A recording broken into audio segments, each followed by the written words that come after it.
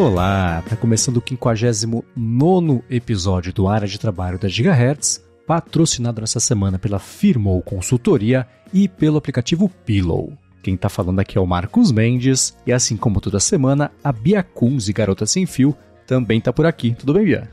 Tudo bem, Marcos, assim como toda semana, mas como eu gosto muito dos nossos ouvintes, e eu sou guerreira, tô com uma baita de uma sinusite, mas eu vou pedir desculpas pra vocês aí se eu estiver meio lerda, meio fanhosa durante o episódio. Acabei de tomar um remedinho aqui, mas como eu tô numa semana atípica, que eu tô num congresso, tá num evento de genética, eu tô com um horário bem louco, e a gente não ia conseguir um horário alternativo para gravar. Então a gente tá aqui firme e forte e vamos trazer um episódio bem legal para vocês, tá bom? Boa, até o fim do episódio você vai estar melhor, você vai ver só, Bia. O remédio vai começar a fazer efeito ao longo do episódio. Defina melhor, né? Daqui a pouco eu caio e durmo aqui, vai acontecer que nem o Papotec, já pensou? Tem um episódio épico que eu dormi. Ah, é clássico esse episódio. Mas também era uma vez que eu tava em São Paulo, inclusive tava num hotel, tava a trabalho, eu nem lembro o que tava acontecendo, mas vocês sabem que eu sou meio workaholic, tenho mania de acumular as coisas e abraçar o mundo. Topei gravar 11 horas da noite um dia que eu simplesmente não parei e eu dormi no meio da gravação, gente. Aconteceu isso. Mas eu não vou dormir na área de trabalho, fiquem tranquilos. Boa! Esse episódio é um clássico da podosfera brasileira, da história do podcast do Brasil. Até porque se eu dormir, o Marcos vai ficar falando sozinho, ele, Bia, não vai ter como. Mas agora me tira uma dúvida aqui, Bia. Como é que tá a sua vida agora que finalmente você se juntou ao século XXI e tem internet com fibra? Então, eu ainda falei que eu tô fanhosa. Olha só, o Marcos vai me escutar mais fanhosa do que nunca, porque possivelmente a qualidade do áudio está melhor. Eu, pelo menos, estou te ouvindo também, uma qualidade muito boa. Finalmente estou com fibra ótica em casa, depois de anos esperando. O pessoal tá até perguntando lá no Twitter, né? Mas você mora atrás de uma pedra que não tem fibra ótica? Onde você mora? Mora no mato? Como é que é? Não, na verdade eu moro num bairro bem residencial e eu tô perto de uma avenida grande aqui. E a uma quadra dessa avenida eu tô, na verdade, né? Só que é uma parte residencial do bairro. E tem 500 milhões de serviços de fibra e todos os principais estão nessa avenida e nenhum quis puxar para minha rua aqui, uma rua perpendicular. Mas agora, finalmente, esses tempos já passaram, não só eu, como todos os meus vizinhos estão enlouquecidamente contratando fibra aqui, então a ansiedade era de todo mundo aqui mesmo, todo mundo esperando. Para mim é um divisor de águas mesmo. Ah, imagino.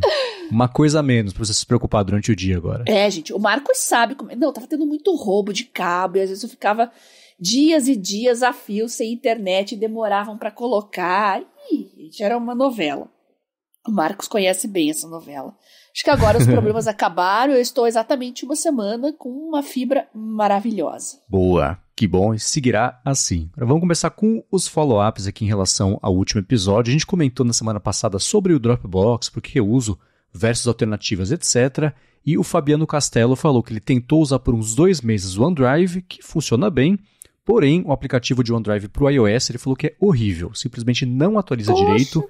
E ele passou tanto perrengue que um dia ele ficou lá, se revoltou e voltou para o Dropbox, mesmo tendo esse custo extra, e ele falou que do que ele já usou é de longe o melhor serviço e funciona muito bem. Ele comentou também que sobre o que eu falei de pagar em dólar, ele deu uma excelente dica que é a seguinte: se você assinar pelo Android por meio da conta do Google, e eu chequei também na App Store por meio lá da conta do Apple ID, você paga em reais. E ele atualmente paga algo tipo R$46 por mês, é a mesma coisa no caso do iOS, e para efeito de comparação, para assinar direto lá com o Dropbox em dólar, com a cotação de hoje, ia sair tipo R$65 com o IOF, spread do cartão de crédito. Certo. Então tá uma dica de ouro aí do Fabiano Castello, que se você assinar pelo Android ou pelo iOS nas lojas, sai mais barato. Ele vai economizar muito dinheiro de todo mundo aqui. Obrigado ao Fabiano Castello por essa dica. Isso vale para uma série de serviços, né? Eu acho que não só a suíte da Microsoft, mas o próprio Twitter, o Telegram, que mais? MyFitnessPal, são os serviços que eu assino, né? O preço é diferente se você assinar através da loja oficial, porque tem aquela bocada, né, que o Google e a Apple dão nos desenvolvedores. Então, eles acabam dando um descontinho para incentivar as pessoas a assinarem sem ser pela loja. Agora, eu fiquei intrigado com essa história aí do app do OneDrive para iOS e não sei se você estava no plano gratuito ou no plano pago, Fabiano, porque no Android o OneDrive é bem lento também se você tá no modo gratuito, tá? Eu percebo isso porque eu tenho os dois, eu tenho o corporativo e o gratuito, e tem uma diferença grande no sentido de atualizar as pastas, realmente, isso eu percebi. Não chega a ser horrível, ele é bonitinho, não sei se o iOS tem algum problema com isso, mas a suíte de escritório da Microsoft e os seus aplicativos satélites, ali como o OneDrive, sempre tiveram uma fama de ser muito bons, inclusive no iOS. Então, por isso que eu queria que você desse mais detalhes e contasse pra gente, que eu fiquei bem curiosa. Você usa, Marcos, os aplicativos da Microsoft no iOS? Não, eu já faz uns anos migrei trabalho só pro Mac e hoje iPhone só se acontecer uma emergência muito enorme que não aconteceu ainda, eu vou ter que ter trabalho nele, mesmo o Dropbox. Quando eu preciso acessar, eu nem tenho aplicativo, vou pela plataforma web mesmo, porque é muito raro. No caso específico do OneDrive, eu nunca precisei usar, então não vou saber. Mas como o Fabiano Castelo falou que tentou por 2 anos usar e foi um alívio voltar para o Dropbox, é de se considerar, né? Pode ser que isso é uma coisa que tenha acontecido faz um tempo, né? Vai saber há quanto tempo ele testou, vale ele mandar esse feedback. E uma outra coisa que ele comentou é que esse papo todo veio da dúvida do Rony Peterson na semana passada, que falou tem tanta alternativa melhor aí, enfim, mais barata. E o Fabiano Castelo falou assim, sobre isso, assim, quais são os outros serviços tão bons quanto o Dropbox e mais baratos? Ele perguntou se a gente sabe que serviços são esses, e eu dei uma caçada no todo o ecossistema, todo o ambiente, mercado de nuvem. Tem os que a gente conhece por fama, né? Tem o Google Drive, tem o próprio OneDrive, Dropbox, tem aquele Box também, Amazon Drive, tem o Mega, que acho que era daquele King, do Mega Upload lá, né? King.com. E cada um... Isso, exatamente, esse mesmo. Então, cada um tem, assim, dá pra ver que eles têm estratégias bem diferentes de preço, né? Alguns vão atacando para tentar conseguir usuários por preço mesmo, e as funcionalidades ficam em segundo plano, lança conseguir assinatura de quem quiser economizar muito com nuvem. Eu achei um monte de outros serviços também que eu nunca ouvi falar, e eu vou fazer uma recomendação aqui, que acho que ela vale para muita coisa, mas especialmente para os seus dados. Não arrisca com um serviço que você nunca ouviu falar e vai depender de backup de coisa, de arquivo. Também tem a questão de privacidade. Às vezes vale pagar um pouco ou bastante a mais para ter essa tranquilidade do que assinar um serviço cloud easychip.com aí, que amanhã você subir seus dados, o site some do ar e pronto, vem reclamar com o Papa, né? Então eu prefiro até, em casos assim, então senha, arquivos, coisas que tem a ver com, se você perder, vai ser um desgaste muito grande na vida, eu não me importo de pagar um pouco mais se eu precisar pagar para ir nas empresas que já estão no mercado há mais tempo, e mesmo que estão no mercado há mais tempo, as que são confiáveis. A gente vê, por exemplo, o LastPass de administração de senhas, já está aí no mercado há um tempão, mas vive aparecendo por conta de exposição de dados, problema de arquivos acessados indevidamente, etc. Eu não confiaria. Eu vou no OnePassword ou também no arquivo nativo do iOS, né, de administrar as senhas, porque o OnePassword eu nunca vi ter um problema desses. Eles tiveram um outro problema de migração da tecnologia do aplicativo, que passou a ser, acho que Electron, e acho que até passaram a voltar atrás não faz muito tempo. Então a minha recomendação é assim, para backup, mesmo arquivo na nuvem que não seja backup, mas que você vai depender disso, disponibilidade e segurança, vai no que está consolidado no mercado, porque pode custar mais caro mês a mês. Mas se um dia, se você precisar, vai estar lá. Essa é a recomendação que eu dou aqui para todo mundo. E eu sou obrigada a falar para você, Marcos, mas oficialmente você está ficando velho. Porque eu falei pra minha mãe esses dias exatamente isso que você disse pra mim agora. Eu não lembro o que eu tava discutindo com ela, mas eu falei, olha, eu prefiro pagar um pouco a mais pra ter por um serviço de mais confiança, mais tranquilidade, do que arriscar com um desconhecido, que seja mais barato. Minha mãe virou pra mim e falou exatamente isso. Parabéns, você está ficando velha. Mas olha, gente, no mundo digital não dá pra pisar na bola com suas coisas importantes, tá? Um bom serviço de nuvem, de armazenamento, que você coloca a sua vida, suas coisas de trabalho, seus documentos pessoais. Outra coisa que a gente sempre fala, que VPN também. Chega uma época da sua vida que você não quer ter dor de cabeça. Então, é mais indicado que você realmente gaste uns caraminguás a mais aí, por um pouco mais de confiança, de tranquilidade, de qualidade, para não ter dor de cabeça depois. Então, fica valendo a dica que a gente sempre fala. É isso aí. Agora, se o Rony Peterson ou todo mundo que está escutando aqui o podcast tiver dicas também de serviços de nuvem, que, levando em conta os asteriscos todos que eu passei, manda pra gente. Vai lá em gigahertz.fm/feedback e envia isso pra gente, que a gente pode fazer que nem os aplicativos de diário e trazer aqui ao longo dos próximos episódios, conforme foram pintando as dicas aqui que vocês enviarem. E muito obrigado a todo mundo que já vem fazendo isso. Tem muito feedback chegando sobre vários assuntos. Vários daqui de hoje vieram de lá. Então vamos seguir aqui com o Solapis. Também a gente falou semana passada sobre o lance de sobrecarga de informação. E o Renato Doná mandou um feedback que ele até te contextualizou, né? Ele mandou lá pro Tecnocast em 2017, não foi? Ele mandou um e-mail, aí ele mandou uma mensagem pra mim no Twitter. Falou, Bia, vou te mandar um e-mail que eu mandei pro pessoal do Tecnocast alguns anos atrás, mas que tá valendo mais do que nunca também. Então ele encaminhou esse e-mail pra mim, encaminhei pra você também, e tá aí o feedback dele. É isso aí, ele comentou que por 2 vezes teve um apagão causado por estafa mental. Na primeira estava em casa, beleza, né? Só deitou, relaxou e passou. Só que na segunda vez estava na rua, na Paulista, saindo ali do Conjunto Nacional, indo em direção lá ao bairro do Paraíso. E ele falou, cabeça apagou, não sabia para onde eu estava indo, de onde eu tinha saído, o que eu precisava fazer. Ele falou, bom, se eu tô andando para lá, eu preciso fazer alguma coisa nessa direção, né? E acabou que era isso mesmo, ele chegou na FINAC, que nem existe mais hoje, a uns 2,5 km lá em relação ao Conjunto Nacional. E ele falou que aí tudo voltou ao normal, entrou na loja que era lá que ele queria ir. Por conta disso, ele procurou um neurologista e o neurologista explicou para ele que ele teve esse apagão porque estava consumindo mais informações do que o cérebro tem capacidade de processar. E é como um computador, né? Quando trabalha mais do que aguenta, ele trava. Ele falou que não existe remédio para isso e a única solução é dar um tempo, né? Então, para o cérebro dar aquela recuperada, absorver tudo com calma. E ele falou que com isso teve que trocar algumas tarefas do TCC na época que ele estava lá, que ele precisava fazer por coisas mais braçais e menos intelectuais, abriu mão também do Twitter, né, por uns meses até conseguir terminar o curso e cortou os blogs que ele seguia de mais de 40 para só 5. Então tem várias pepitas aqui do que a gente comentou sobre as reduções de sobrecarga. Ele foi fazendo isso e aparentemente deu certo, né?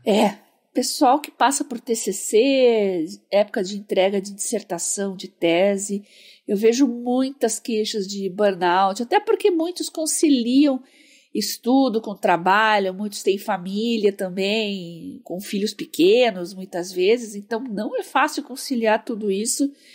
E realmente, às vezes a gente tenta usar o nosso cérebro como se fosse uma esponja, mas não é assim que as coisas funcionam, né? Eu vivo passando também por esses problemas. Vocês sabem que eu tenho esse problema crônico de tentar fazer muita coisa ao mesmo tempo, né? E eu tô tentando ser mais leve com relação a isso, viu, Renato? Porque, sei lá, uma hora nossa máquina, que é o nosso corpo, uma hora ela começa a não responder mais como quando a gente tinha 20, 30 anos, né?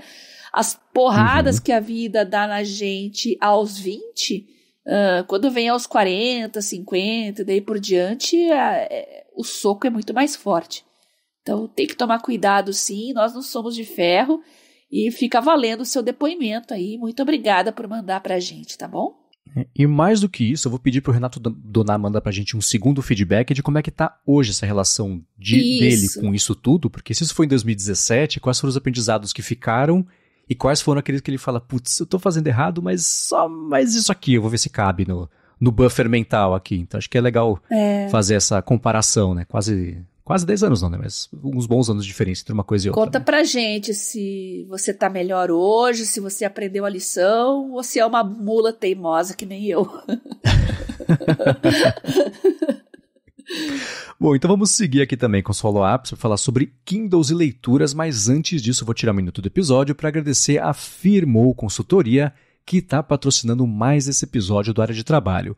A Firmoo oferece serviços de contabilidade consultiva e gestão financeira e ela é especializada em startups, empreendedores, profissionais liberais e pequenas e médias empresas. Então, para você que está aí pensando em ou abrir sua empresa ou desenrolar uma pendência aí da vida PJ, do seu CNPJ e tudo mais, a Firmoo resolve. Ela vai além de oferecer serviços de contabilidade do dia a dia e atua como uma mentora financeira para você e para sua empresa. E a gente aqui da Gigahertz conhece muito bem isso, porque foi graças a ela e ao serviço de paralegal da Firmoo que a gente abriu a Gigahertz aí faz pouco mais de um ano, sem nenhum problema de atraso, parte de contabilidade, parte burocrática também. Isso para mim foi uma coisa inédita. Em tempo recorde, a Gigahertz estava aberta e ela conhece as melhores estratégias para você poder abrir e manter também a sua empresa. Isso sempre de olho, né? Em economia de custos, tributos certos aí para cada categoria.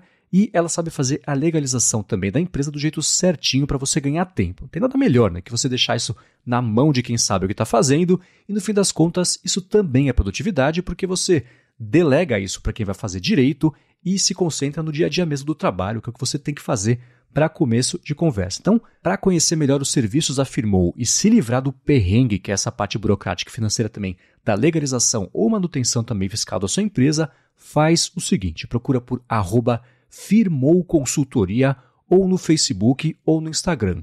A Firmoo está pronta para ajudar todo mundo que escuta a área de trabalho, independente da sua necessidade, e a gente tem certeza que ela vai resolver tudo para você, assim como faz todo dia aqui para a gente. Então, mais uma vez, @Firmoo Consultoria no Facebook ou no Instagram.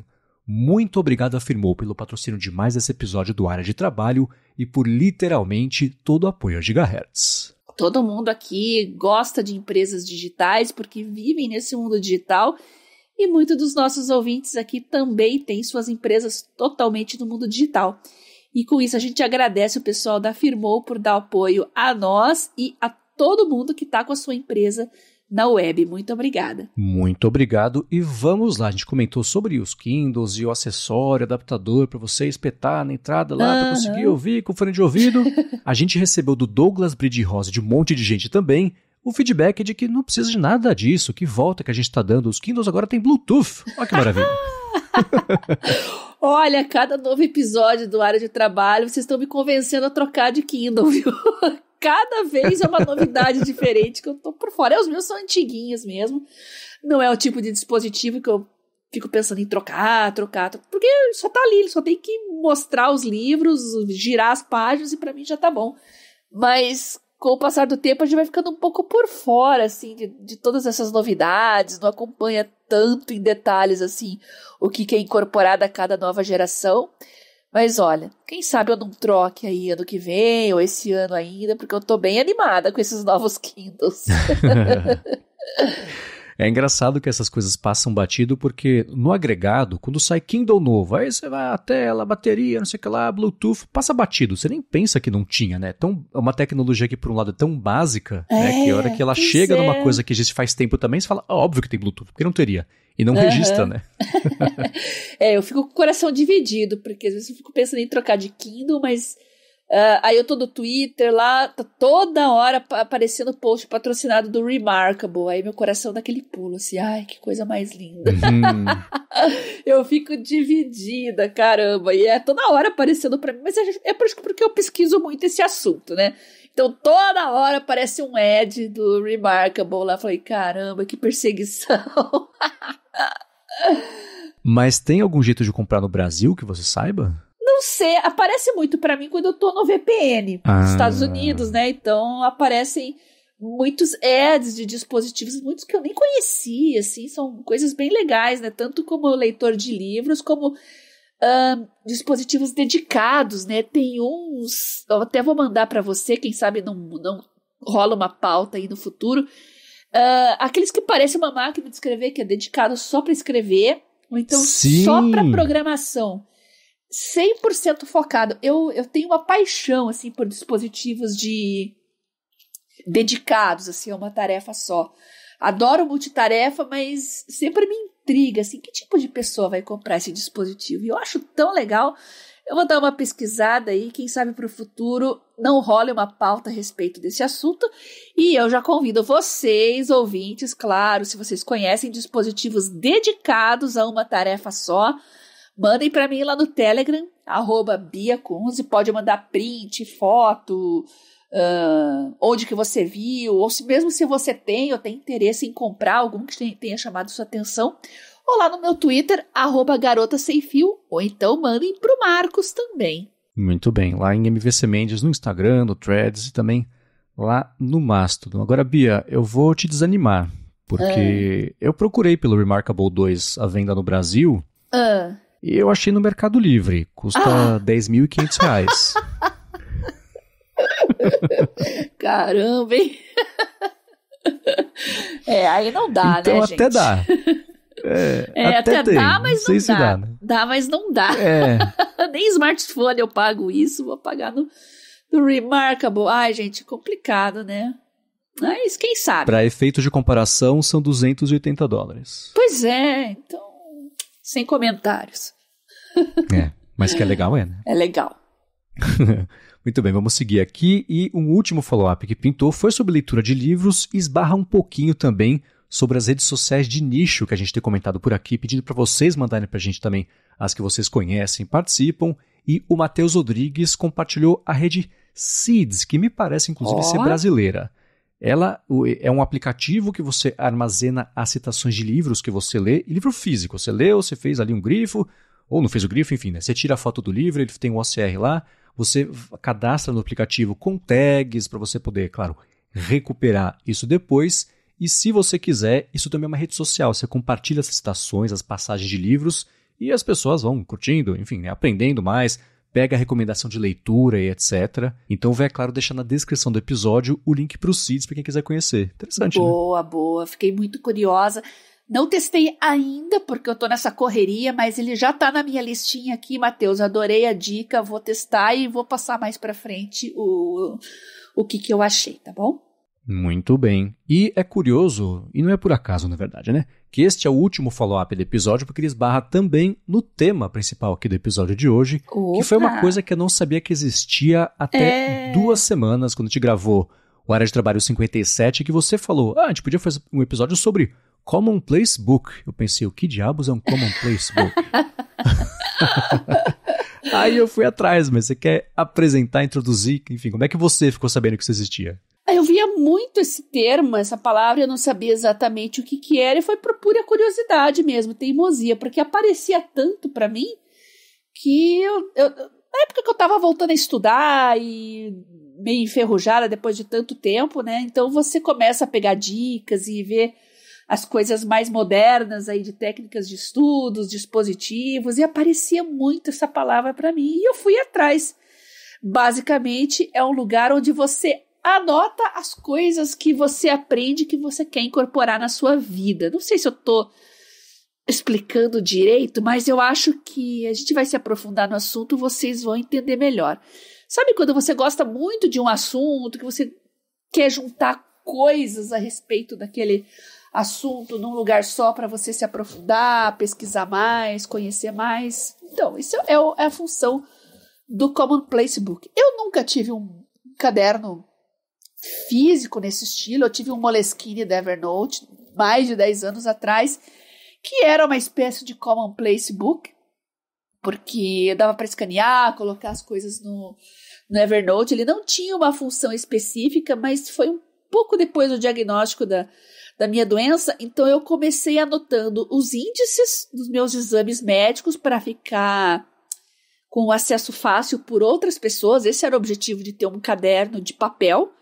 Para mim, naquela época, era ter as minhas anotações ao alcance de outras pessoas, porque no Evernote é complicado ter login, tem senha, ter o dispositivo, não dá, né? Às vezes numa situação de emergência, Então você quer procurar as coisas e eu já expliquei para minha família, ó, aqui tem as minhas senhas de internet, bancárias, tem os meus exames, enfim, coisas importantes ao meu respeito que, caso aconteça alguma coisa ruim comigo, tá tudo por aqui para o pessoal poder dar um prosseguimento, né?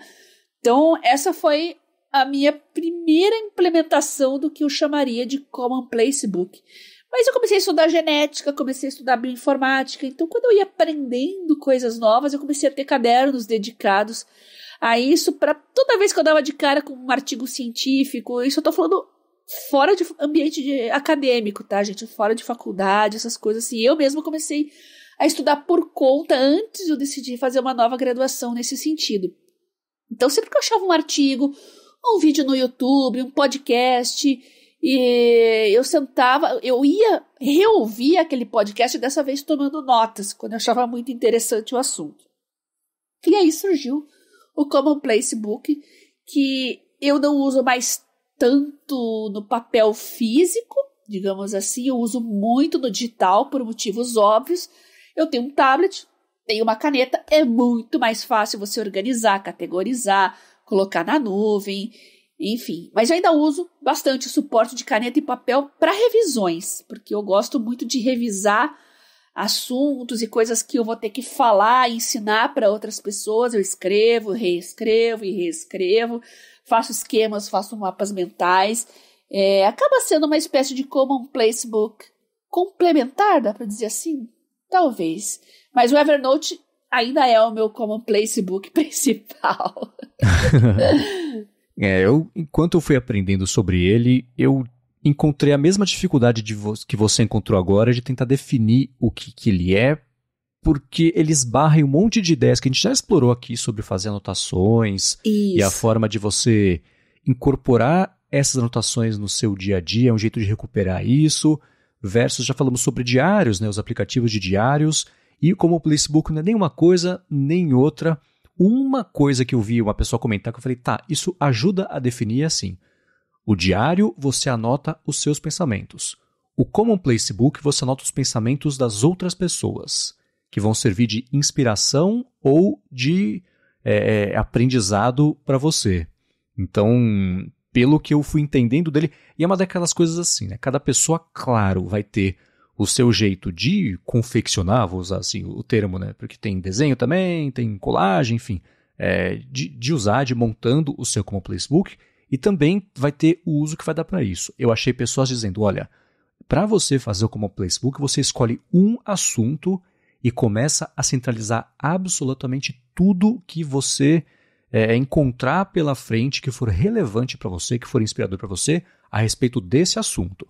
Outra pessoa fala assim, olha, para você usar o Commonplace Book do jeito que eu uso, você esquece assunto, tem que ser um lugar para você ir acumulando, você pode fazer um por ano, e vai acumulando informações, anotações, carta, poema, receita, meditação, passagem de livro. Uhum. E com o tempo vai aprendendo a separar as coisas que são irrelevantes das coisas que são mais relevantes. E aí daqui a um ano, quando você voltar, que tem que ser uma coisa que você preenche de forma cronológica, né? Você vai do começo ao fim do livro ali, terminou, acabou. Mas aí daqui a pouco você volta nisso, ou durante a confecção dele, ou volta no de um ano anterior e lê aquilo com mais calma, com uma reflexão que você vai ter um ponto de vista diferente em relação a quando você estava aprendendo aquilo. Então, me parece que é mais uma daquelas ferramentas que você que está escutando encontra o melhor jeito de tirar proveito dela com esses conceitos que a gente vai comentar ao longo aqui até o final do episódio, né? Então, esse lance do diário de pensamento das outras pessoas, aí começou a fazer sentido até para eu poder explicar também o que eu fui aprendendo. Então, e um conceito que eu achei bacana também é assim, né? A recorrência de ideias das outras pessoas que você for anotando e for lendo e for relembrando, e você vai ler de novo, isso pode passar a fazer você pensar diferente. Essas coisas podem mudar a forma como você instintivamente pensa a respeito de... Pode ser sobre criatividade, sobre produtividade, sobre, sei lá, um assunto que você quer virar especialista a respeito.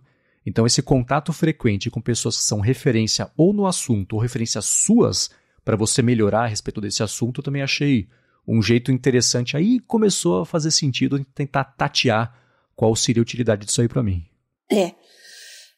É muito comum a gente ver na internet materiais em vídeo, em blogs, textos falando de Commonplace Book, mas sempre com aquele caráter um pouco elitista, assim, com cadernos super caros, super sofisticados, canetas tinteiro. Eu adoro caneta tinteiro, vocês sabem, mas tentem fugir um pouco disso, sabe? Vocês sabem como é que a internet é a terra das vaidades, né? É claro que um caderno chique, com capa de couro e uma caneta tinteiro maravilhosa ficam lindos no Instagram. Então, os influenciadores acabam usando muito o Instagram para isso, então esses materiais mais sofisticados acabam tendo mais atenção, ganhando mais likes, enfim.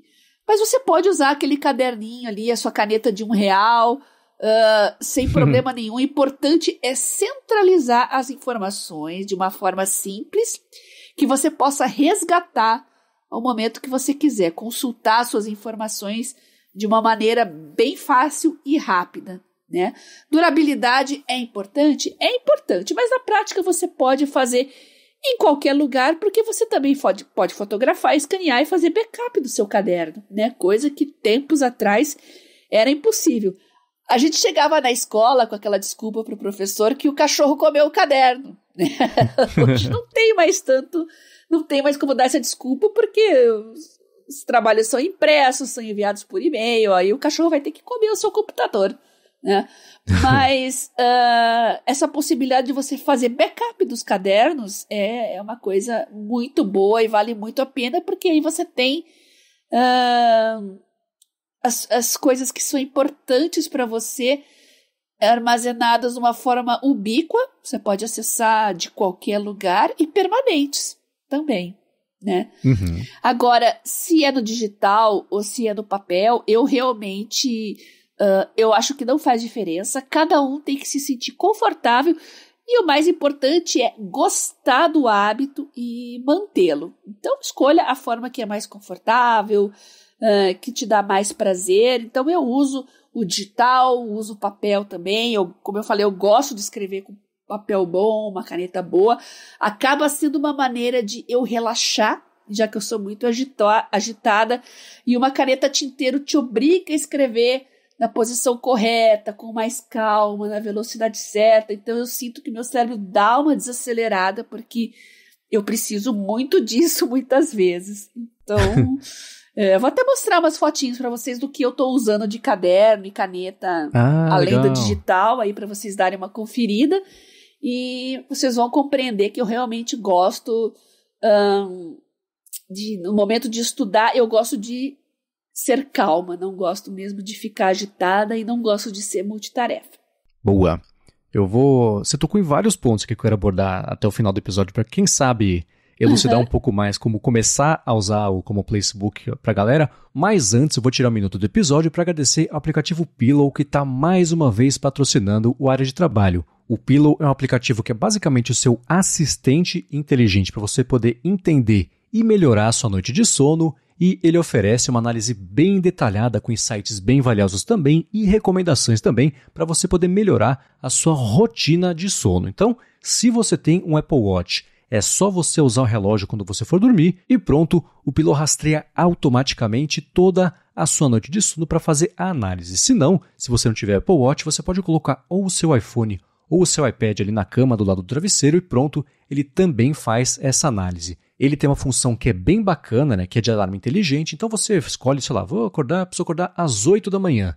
Das 15 para as 8 às 8 da manhã, ele analisa o seu sono, especialmente para saber se você está na fase mais leve do sono, e te acorda justamente nessa etapa, porque é um jeito de que você acorda com bem mais disposição do que acordar com aquele sono pesado. A gente sabe, né, quando acorda no sono leve ou no sono pesado, na hora a gente sabe como é que estava. Ele faz isso automaticamente. E uma outra coisa bacana também que ele oferece é a opção de usar Machine Learning para categorizar os sons que acontecem durante a noite. Então entra aí ronco, apneia do sono, fala também e coisa desse tipo. A interface dele ela é bem fácil de você usar para explorar e entender, claro, né, bem melhor aí os dados do seu sono, e os algoritmos de análise estão sempre sendo atualizados de acordo com os achados mais frequentes aí de estudos também sobre o sono. Quem usa o Pillow com Apple Watch curte ver também a análise da frequência cardíaca, né, para cada sessão de sono, e aí você consegue ver, por exemplo, a queda na frequência, variação também na frequência, nível de oxigenação do sangue e até a frequência de respiração durante o sono.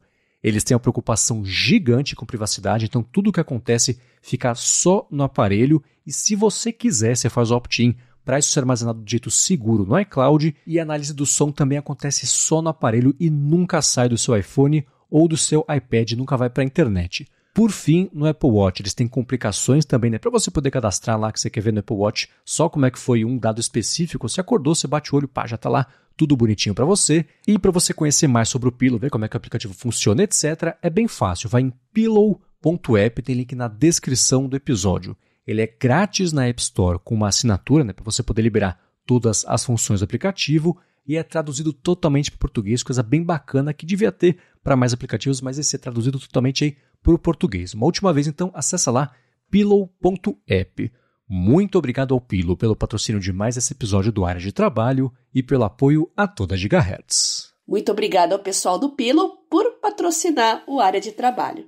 Muito obrigado e vamos lá, você tocou num ponto central aqui, que foi a minha impressão sobre a origem e o uso, até a glamourização talvez do Common Place Book, que é isso que a galera, mesmo que que vive do glamour de Instagram sobre tudo que tem, então compra o caderno mais caro, a caneta mais cara e mostra aquela coisa super polida e, enfim, né, feita para Instagram mesmo. Instagramável. Exato, mas que a gente sabe que no dia a dia não é assim. E pior, acho que você pode acabar até criando um atrito mental para a pessoa, falando, nossa, eu não vou conseguir chegar aí, então eu não vou nem fazer, né? E não, né? Vale sim começar. Você não tem o Moleskine, ou então o que eu descobri que o pessoal está usando muito, que é o Leuchtturm 1917. Leuchtturm? Aí. É o caderno da moda. Também vi bastante a respeito dele, né? É o novo Moleskine esse?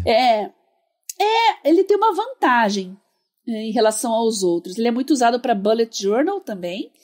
Só que ele tem uma página inicial que é o índice e as páginas do caderno são numeradas, ou seja, você pode abordar vários assuntos diferentes no mesmo caderno e adicionando aos poucos no índice. Então, quando você quiser procurar aquele assunto que você já escreveu, você vai lá no índice e procura, o que eu escrevi a respeito desse assunto? Pum, vai lá e acessa direto a página. Então, tem pontilhado, tem pautado.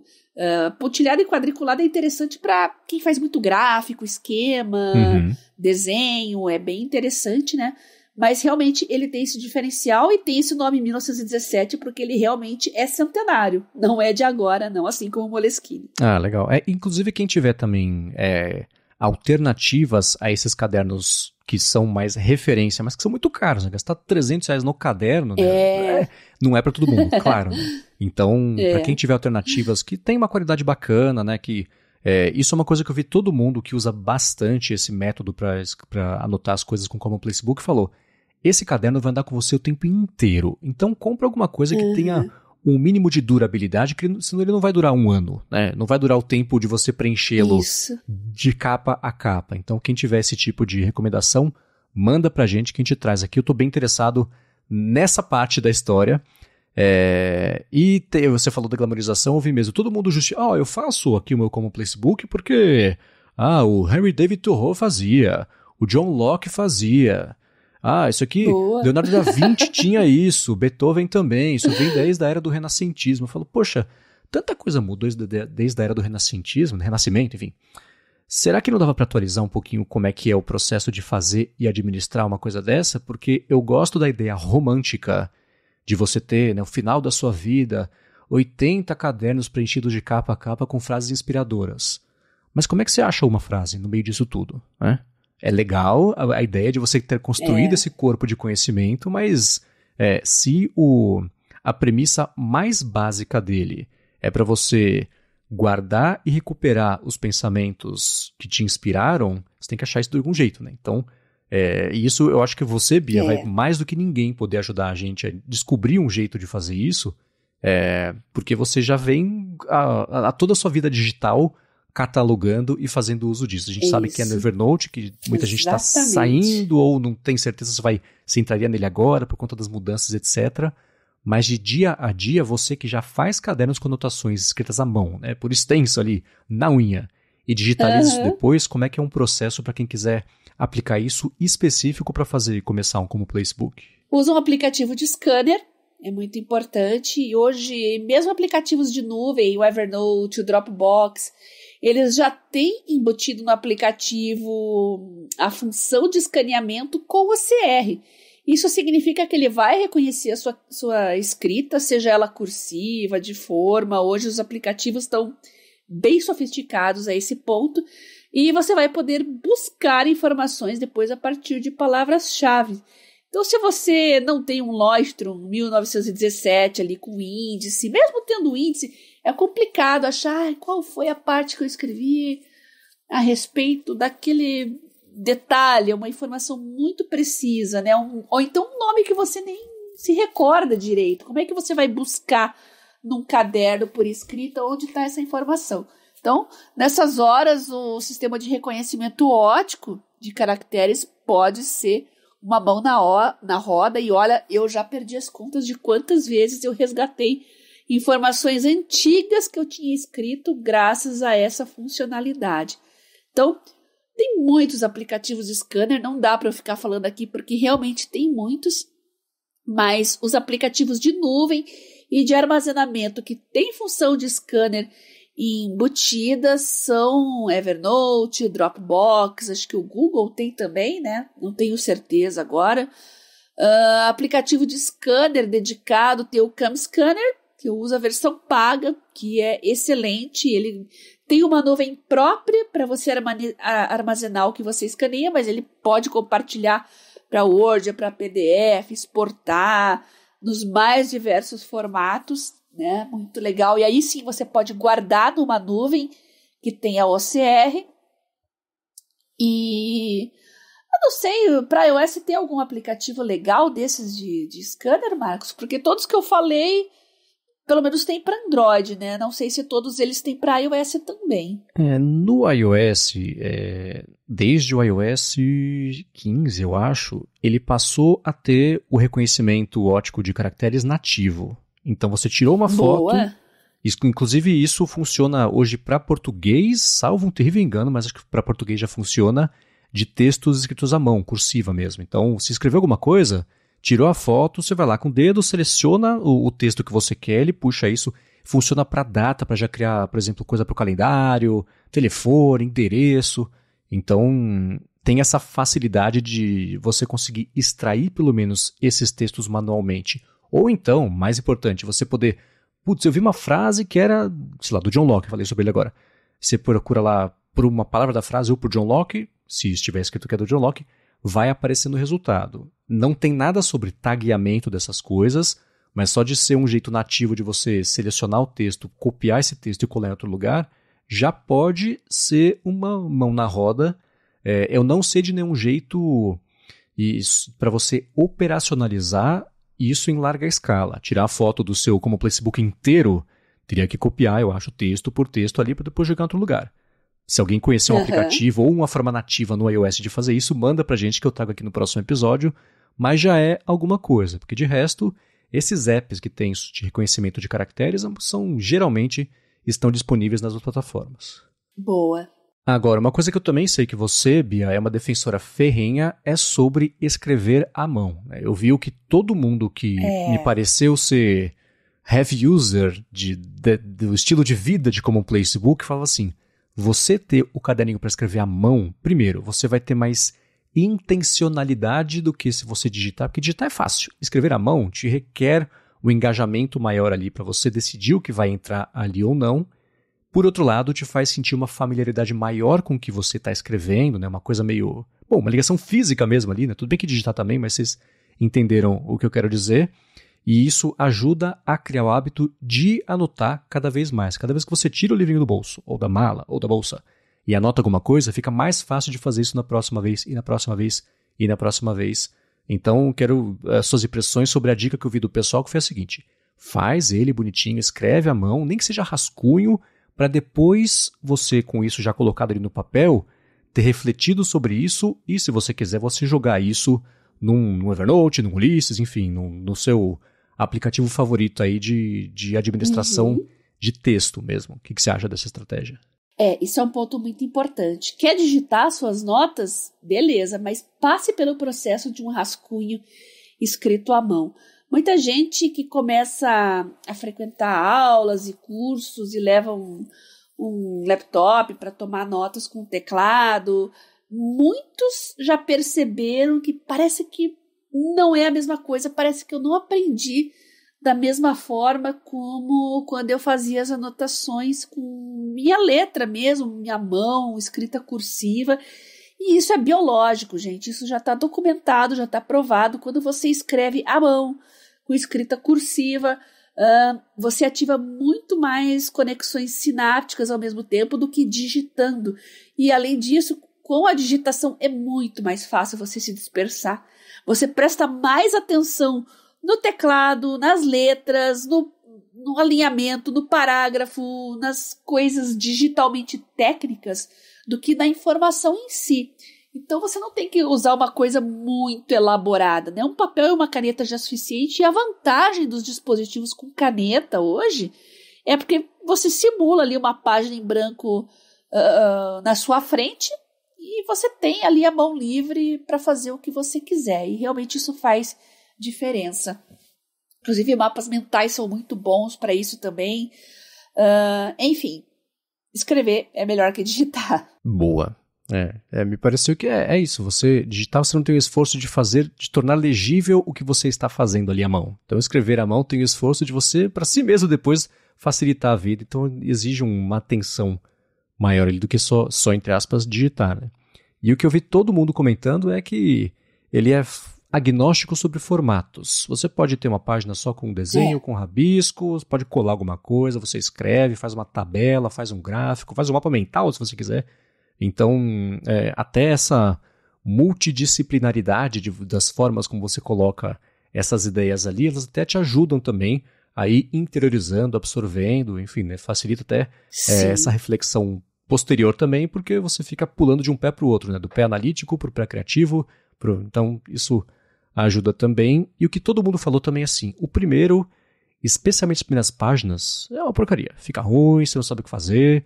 Aos pouquinhos você vai adotando, entendendo qual que para você vai ser o processo que vai funcionar melhor, para você poder melhorar, se vai ser na hora que você teve uma ideia, se já vai puxar o caderninho e colocar ali, se você consegue guardar isso e fazer depois, se você escrever com letra grande, letra pequena, colorido, lápis, caneta, aos pouquinhos vai entrando, cada um vai achando o melhor jeito que funciona para si dentro desse conceito macro do Common Place Book, né? Com certeza.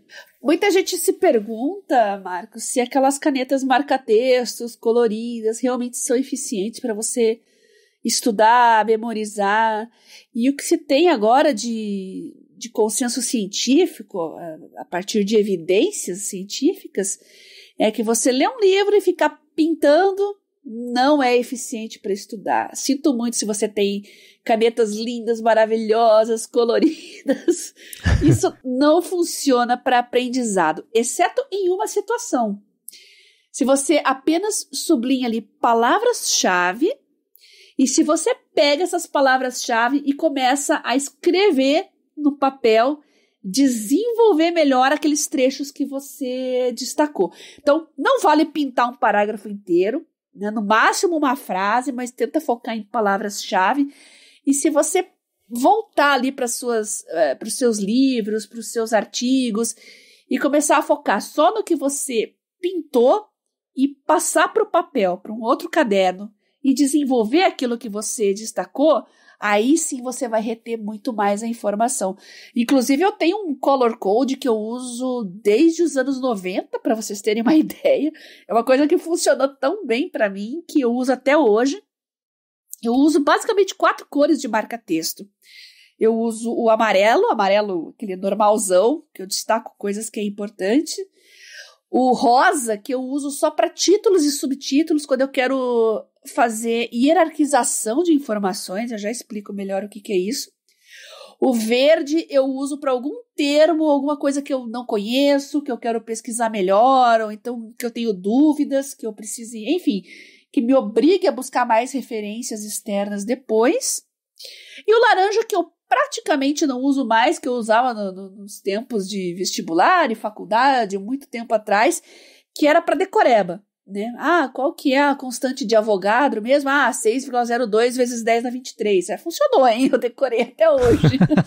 Mas hoje não tem mais tanta decoreba, assim, tem muita terminologia, tem muita memorização, mas decoreba mesmo não.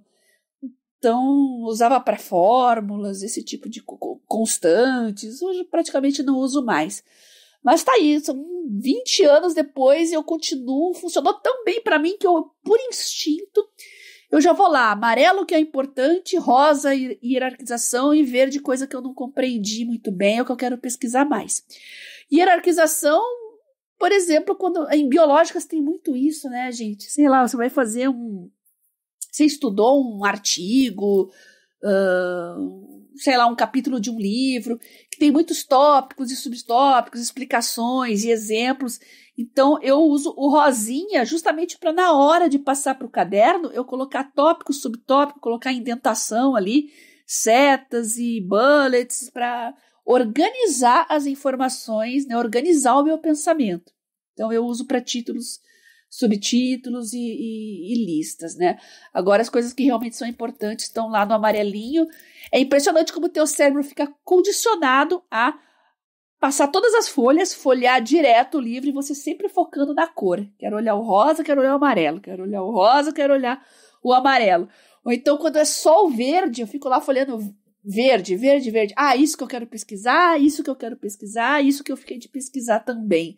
Então, o cérebro da gente é engraçado, né? Quando a gente se habitua com as coisas, fica tudo muito automático.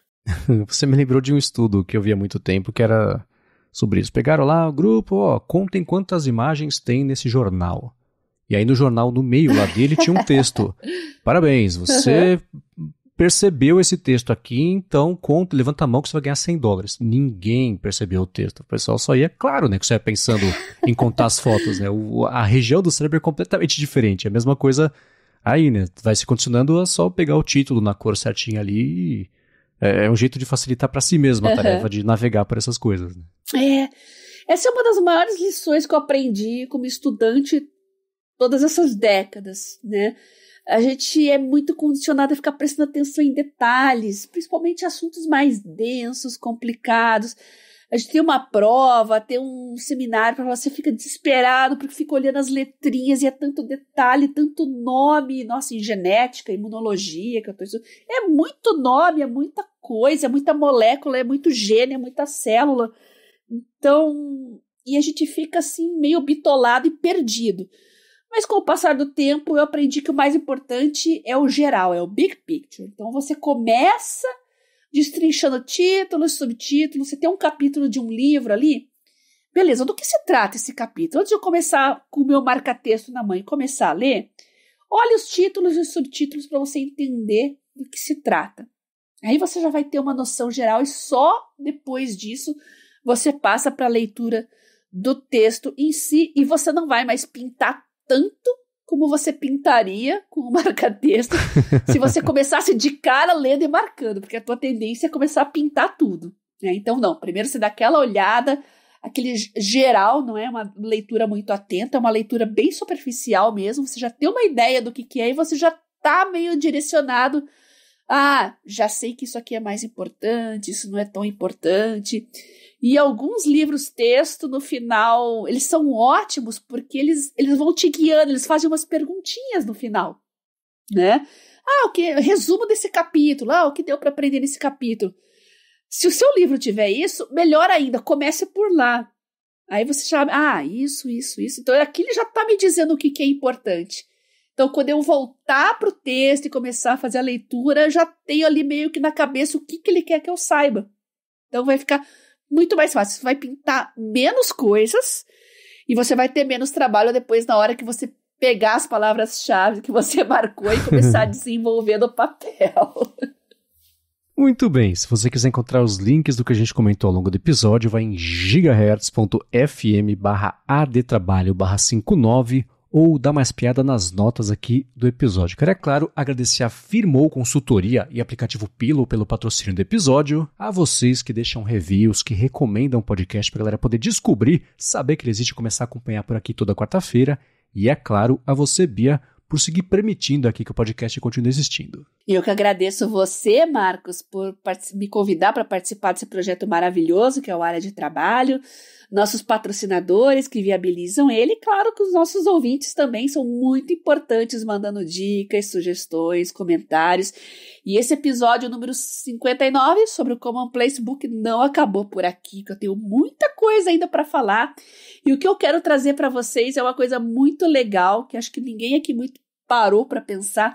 Como é que as pessoas que a gente considera inteligentes, que produziram as maiores obras e os maiores trabalhos científicos na história, organizavam suas informações? Como é que eram os cadernos dessas pessoas?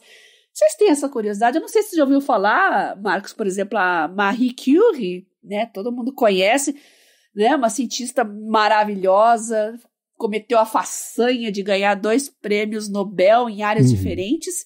Ela tinha um caderno de anotações dela, que hoje está no museu na França, não me lembro exatamente qual, mas ele está numa caixa de chumbo, porque o caderno dela é radioativo.